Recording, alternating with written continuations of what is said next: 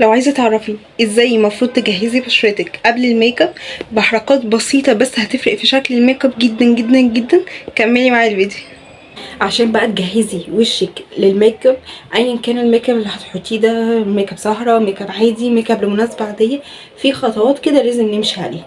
اول حاجه الترطيب ثم الترطيب ثم الترطيب. بصوا، من هنا لبعد بكره احنا بنرطب كذا جزء في الوش تحت العين، الشفايف، المنطقه دي للناس اللي بتشقق عندهم. يبقى احنا عندنا طبعا مجاميع او منتجات مختلفه هنستخدموها لكل منطقه في وشنا. اول حاجه لازم نبقى عارفين اول حاجه نوع البشره ايه. اكيد انا لما هستخدمني مثلا كبشره دهنيه جل صبار عشان هينشف الوش شويه وهيساعدني وانا بعمل الميك اب ان الميك اب ما يسيحش من الزيوت، غير لما واحده تبقى وشها جاف الميك اب هيبقى على وشها مش بيتحرك، فاكيد هستخدم لها حاجه فيها زيوت عشان الوش يبقى معايا طري والميك اب ما يبقاش ناشف قوي على الوش. فطبعا يبقى احنا كده اول حاجه هنعرفها ان احنا لازم نبقى عارفين نوع البشره عشان نعرف نستخدم لها الحاجه المناسبه.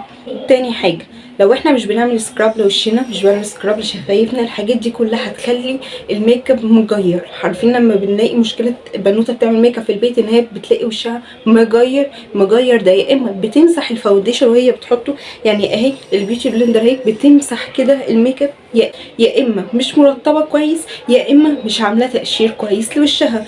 معنى كده ان احنا نبقوا بنقشر وشنا بسكرابات، ولكن ما نعملش تنظيف بشره عميق قبل اي مناسبه عندنا عشان ده هيسيح الميك اب قوي.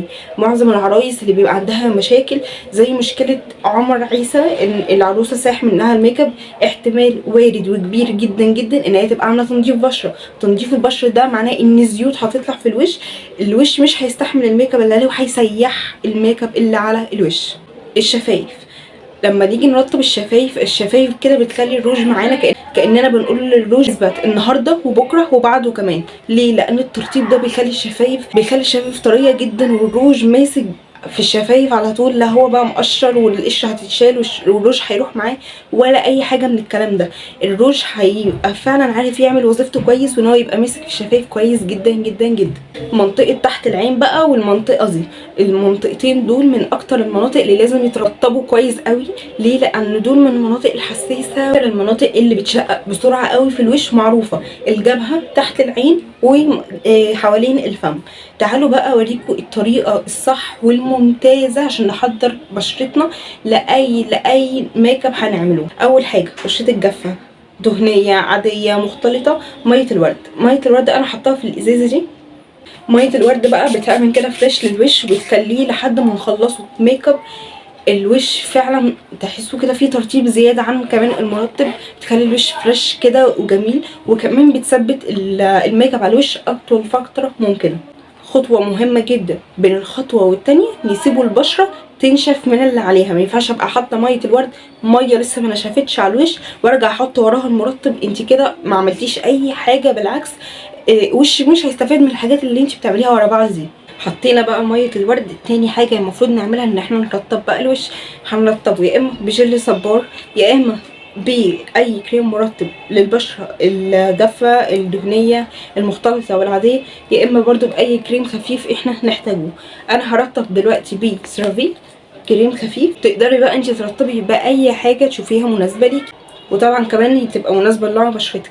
هبتدي بقى ان انا ارطب دلوقتي وشي. طبعا كريم سيرافي ده غني عن التعريف من جماله ومن كتر ما هو بيتشرب على البشرة بسهولة جدا. بجد انا لقيت السامبل ده وقلت اجيبه عشان اجربه، بجد انصحكم بيه لو حد بشرته دهنية مايلة مختلطة زي هيعجبه جدا، وخلى كمان شكل الميك اب عليه تحفة بجد. وبرده نرطب شفايفنا باي زبده كاكاو او ليب بالم عندنا. انا بستخدم اي نوع عندي بلاقيه في البيت بستخدمه مش مشكله قبل الميك اب وبعد ما بشيل الميك اب. زبده الكاكاو بتطري الشفايف بطريقه مش قادره اقول لكم.